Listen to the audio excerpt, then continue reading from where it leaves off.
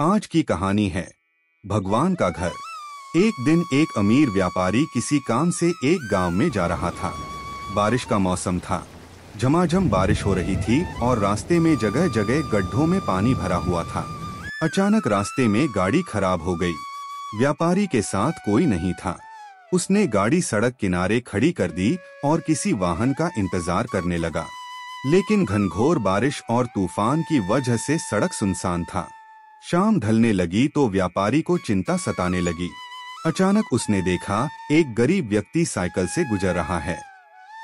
सड़क किनारे अपनी गाड़ी में बैठे बैठे उसने साइकिल सवार को आवाज देकर रोका और पूछा कि कहीं कोई गाड़ी का मैकेनिक मिल सकता है क्या। साइकिल सवार ने बताया कि इतनी बारिश में दूर दूर तक उसे कोई मैकेनिक नहीं मिलेगा। यह सुनकर व्यापारी चिंतित हो उठा।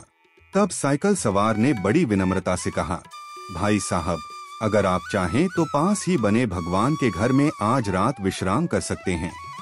वहां आपको रहने की सारी सुविधाएं मिलेगी। व्यापारी राजी हो गया। उसने सोचा कि आज रात मंदिर में ठहरकर अगले दिन सुबह वो गाड़ी मरम्मत का कोई रास्ता देख लेगा। साइकिल सवार ने उसे अपनी साइकिल पर बिठाया और चल पड़ा। थोड़ी देर में दोनों एक छोटे से मकान के सामने पहुंच गए।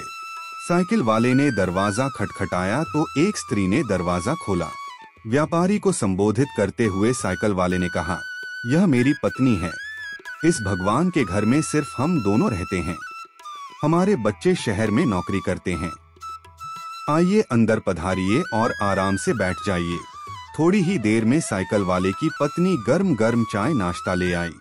रात का खाना भी पकने लगा। व्यापारी को सब कुछ बहुत अच्छा लग रहा था, लेकिन उसे एक बात समझ में नहीं आ रही थी कि साइकिल वाले ने अपने घर को भगवान का घर क्यों कहा। यह कोई मंदिर तो है नहीं। आखिर उससे रहा नहीं गया तो उसने पूछ ही लिया कि वो क्यों अपने मकान को भगवान का घर कह रहा है। लोग तो अक्सर यही कहते हैं कि मेरे घर में भगवान विराजमान है, या मेरे घर में भगवान के लिए पूजा घर बनवाया है, या मेरे घर में भगवान आए हैं। यह सुनकर साइकिल वाले व्यक्ति ने कहा, हाँ, आपने ठीक कहा। अक्सर लोग यही कहते हैं कि घर हमारा है और भगवान हमारे घर में विराजमान है। लेकिन हम ऐसा नहीं कहते, क्योंकि अगर हम अपना घर कहेंगे तो उसमें हम अपनी इच्छानुसार कुछ भी उल्टा पुल्टा काम कर सकते हैं। लेकिन अगर हमने भगवान का घर कहा तो हम वहाँ कोई गलत अनाचार वाले काम नहीं कर सकते और हमेशा उन्हीं सद्विचारों में रहते हैं जैसे हम सब मंदिर के अंदर होते हैं। और मजे की बात यह है कि जैसा कि लोग बोलते हैं कि मृत्यु के बाद हमें भगवान के घर जाना है, तो उस हिसाब से देखा जाए तो हम जीते जी ही भगवान के घर रहने का सुख प्राप्त कर रहे हैं। उस गरीब व्यक्ति के इतने सुंदर विचार से व्यापारी बहुत प्रेरित हुआ और उसने भी अपने घर को भगवान का घर कहने का मन बना लिया। अगर मेरी कहानी आपको पसंद आई है तो मेरे चैनल RS स्टोरी को लाइक करिए, सब्सक्राइब करिए तथा बेल आइकन में क्लिक करिए। धन्यवाद।